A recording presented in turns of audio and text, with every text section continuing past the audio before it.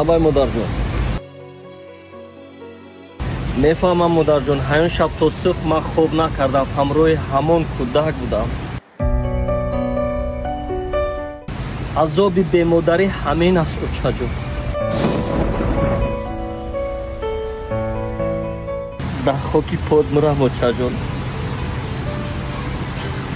کاری کن که نفهمد که مادرش در این دنیا نیست.